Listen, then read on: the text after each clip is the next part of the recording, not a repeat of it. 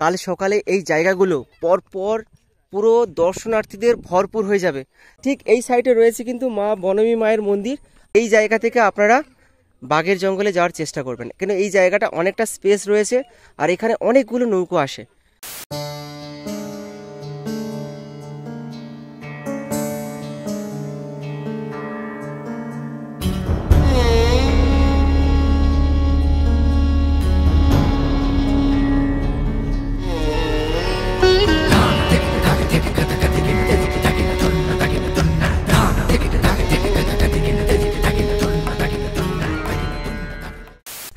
আপনারা সবাই জানেন যে আগামী মে মাসের 13 তারিখ অর্থাৎ মঙ্গলবার বা বৈশাখ মাসের শেষ মঙ্গলবার এই মইপিটের যে সুন্দরবন, সেখানে যে নগেনাবাদ গ্রাম রয়েছে, সেখানে কিন্তু অনুষ্ঠিত হয় জঙ্গল মেলা, যেখানে রয়েছে কিন্তু বনবিবি মা, মুসলিমদের দেবতা, কিন্তু হিন্দুরাও ওনার আরাধনা করেন, পুজো করেন।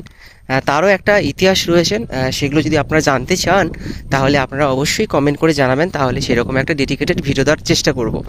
আজকের বিষয় সেই বিষয় নয়, যে কালকের পুজো রয়েছে 13 তারিখ মে মাসের মঙ্গলবার, সেই পুজোতে আপনারা কিভাবে আসবেন, কিভাবে যাওয়ার চেষ্টা করবেন, সেগুলো আপনাদের তুলে ধরার চেষ্টা করব।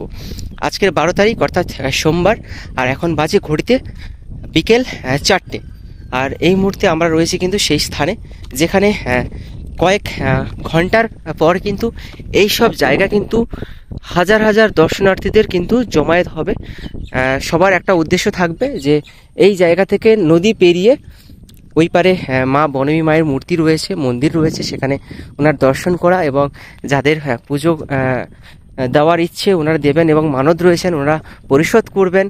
বিশেষ করে এইসব স্থানে কিন্তু যারা রয়েছেন স্থানীয় বাসিন্দারা, ওনারা কিন্তু প্রচুর ভাবে কিন্তু বনমী মায়ের কিন্তু আরাধনা করেন এবং ওনাকে কিন্তু বিশ্বাস করেন এবং মেনে থাকেন। আজকের এই পর্বতে আপনাদের দেখাবো আপনারা কিভাবে আসবেন। যারা কলকাতা থেকে আসতে চান তিনারা কিন্তু শিয়ালদা থেকে আপনারা ট্রেন ধরবেন, সোজা আসবেন জয়নগর, এবং জয়নগর থেকে বাস ধরবেন, সোজা আসবেন মইপিট। সময় লাগবে 2.5 ঘন্টা এবং ভাড়া জনপ্রতি 55 টাকা। কালকের হয়তো ভাড়া বেড়ে যেতে পারে, এবং যারা আসতে চান সকাল সকাল আসার চেষ্টা করবেন, তাহলে আপনাদের খুবই ভালো হয়। আর এই মাঠটাতে মেলা হওয়ার কথা ছিল, কিন্তু এই মাঠটাতে মেলা হবে না। তার পরিবর্তে কিন্তু গত বছর যে স্থানে মেলা হয়েছিল সেই স্থানে কিন্তু মেলা বসবেন। আর এই সাইডে একটা জায়গা রয়েছে, যে জায়গা থেকে আপনারা কিন্তু নৌকো করে সম্পূর্ণ বিনামূল্যে মায়ের মন্দিরে দর্শন করতে পারবেন, এবং এই সাইডেও একটা জায়গা রয়েছে যেখান থেকে আপনারা বিনামূল্যে নৌকোতে করে মায়ের দর্শন করতে যেতে পারবেন। এবং তারপরেও যারা একটু ভিড় বা একটু গ্যাদারিং থেকে একটু দূরে থাকতে চান, তিনারা কি করবেন, এই সব স্থানে কিন্তু প্রচুর জেলে ভাইদের পার্সোনালি মানে ব্যক্তিগত নৌকো রয়েছেন। সেই সব নৌকো আপনারা বুকিং করে একটু বার্গেনিং করে দাম দর করে আপনারা নৌকোতে করে কিন্তু যেতে পারবেন লট নম্বর 120 বা হাতামারি বা আজলমারি জঙ্গলে বনমী মায়ের দর্শন করার জন্য।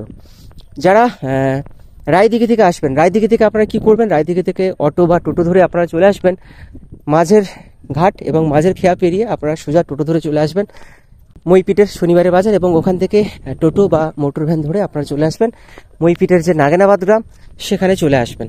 এবং যারা পাথর প্রতিমা থেকে আসতে চাইছেন, আপনারা সোজা ভ্যান ধরবেন, চলে আসবেন লক্ষ্মী জনার্দনপুরের ঘাট, এবং সেখান থেকে আপনারা 35 টাকার মাধ্যমে সকাল 7টা এবং 9টায় নৌকো দেওয়া হয় গঙ্গার ঘাট। সেই গঙ্গার ঘাটে এসে আপনারা বাস বা টোটো ধরে আপনারা 30 টাকার মাধ্যমে আপনারা চলে আসবেন মইপিটে নগেনাবাদ। সেখান থেকে আপনারা এই মায়ের দর্শন করতে পারবেন।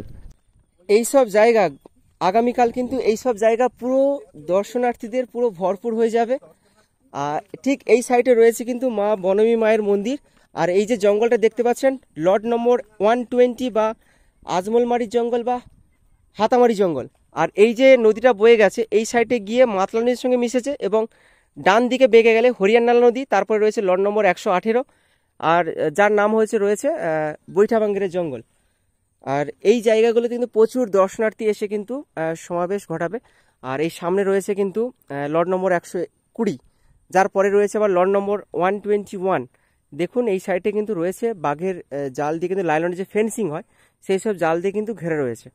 আর এই জায়গাগুলোতে যখন জোয়ার হয়ে যাবে না, সেগুলোতে প্রচুর ভিড় হয়, প্রচুর ভিড়। আর এখানকার যে সাধারণ মানুষরা রয়েছেন, এখানকার জঙ্গলে যে মাছ কাঁকড়া এইসব বিভিন্ন কিন্তু ধরে ওনারা জীবিকা নির্বাহ করে থাকেন। সেই থেকে হচ্ছে বনবিবির কিন্তু আবির্ভাব ঘটে। অ্যাকচুয়ালি যে বনবিবি উনি কিন্তু মুসলিমদের দেবতা, তা উনি হঠাৎ করে যে হিন্দুদের দেবতা হলে কি করে, এর একটা মাইথোলজিক্যাল হিস্ট্রি রয়েছে। তো সেটা যদি আপনারা জানতে চান কমেন্ট করে জানাবেন, তাহলে অবশ্যই আপনাদের শেয়ার করব। আর যে দুঃখেরও কিছু ইতিহাস রয়েছে, সেগুলো আপনাদের শেয়ার করব যদি আপনারা কমেন্ট করে জানতে চান।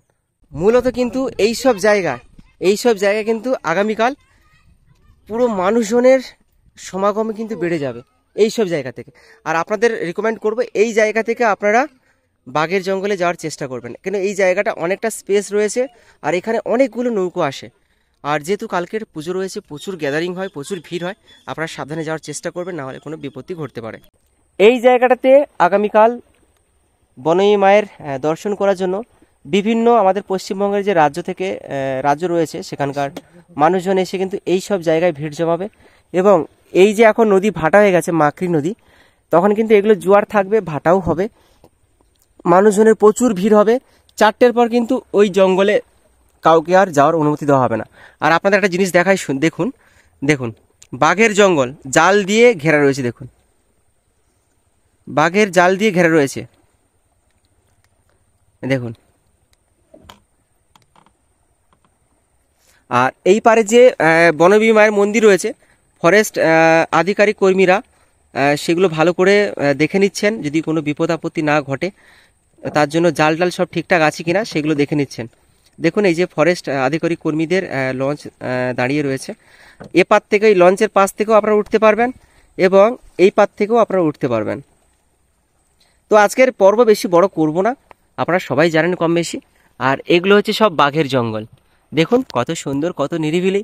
কিন্তু এই জঙ্গলের মধ্যে লুকিয়ে রয়েছে নরখাদকের ডেরা, এবং নরখাদকরা কিন্তু লুকিয়ে রয়েছে। যদিও তাদের জঙ্গলে প্রবেশ করলে বিপত্তি ঘটে, না হলে এসব ঘটে না।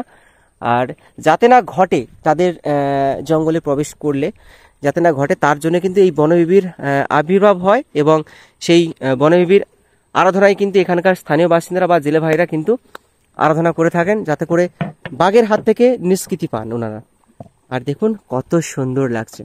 আর আপনারা যারা প্রাইভেটলি মানে কোনো ঝামেলা বা কোনো ভিড়ের মধ্যে না পড়তে চান, তিনারা কিন্তু এইসব এখন জেলে ভাইদের নৌকো দেবীপুর, ভুবনেশ্বরী, গুড়গুড়িয়া গ্রাম, এই সব জায়গায় কিন্তু নৌকো রয়েছে। আপনারা বিভিন্ন টাকা দিয়ে আপনারা বার্গেনিং করে, একটু কস্ট কাটিং করে আপনারা নৌকো নিয়ে এই বাঘের জঙ্গলে কিন্তু কালকের মায়ের দর্শন করতে পারেন এবং পুজোও দিতে পারেন।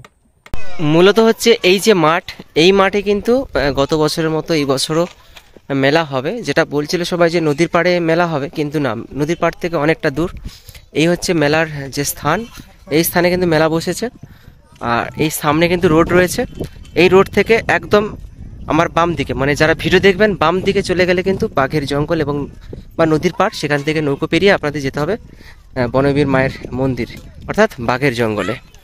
আজকের পর্ব এই পর্যন্ত, বেশি কথা না বলে ভিডিওর ডিউরেশন বাড়াবো না, কেননা বেশি সময় নেই, রাত পেরোলেই মায়ের আরাধনা। এবং যারা দূর থেকে আসবেন, আমাদের মতো ইউটিউবার, ছোটোখাটো ইউটিউবার বা বড় ইউটিউবার দাদা দিদিরা যারা আসবেন, তিনাদের একটাই বার্তা, আপনারা সাবধানে আসুন, মায়ের দর্শন করুন, দেখবেন খুবই ভালো লাগবে। আর তাছাড়া এই মায়ের দর্শন কিন্তু সব সময় হয় না, বছরে একবার বৈশাখ মাসের শেষ মঙ্গলবার মায়ের জন্য জঙ্গল খুলে দেওয়া হয়। আর নির্দিষ্ট কিছু জায়গা রয়েছে, সেই জায়গার মধ্যে মাকে দর্শন করতে পারবেন এবং ঘুরে বেড়াতে পারবেন। এবং বিকেল 4টের পর মায়ের দর্শন করার জন্য যে সময়, সেই সময় কিন্তু যথারীতি বন্ধ করে দেওয়া হয়। আবার সামনের বছর বৈশাখ মাসের শেষ মঙ্গলবার আবার মায়ের দর্শন করতে পারবেন। যাই হোক, আজকের পর্ব এই পর্যন্ত। পরবর্তীতে এরকম কোনো রোমাঞ্চকর পর্ব নিয়ে আপনাদের সামনে হাজির হব। আশা করি ভালো থাকবেন, সুস্থ থাকবেন, এবং সুন্দরবন তরফ থেকে সবার প্রতি আমার অবিরাম ভালোবাসা। এবং যারা আসবেন ভেবে রেখেছেন বা আসবেন বলে সিদ্ধান্ত নিয়ে রেখেছেন, সবাই সুস্থভাবে আসবেন, সবার যাত্রা শুভ হোক, এইটুকু চাই। সুস্থ থাকবেন, ভালো থাকবেন। পরবর্তী আবার কোনো একটা পর্বতে আপনাদের সঙ্গে দেখা হবে।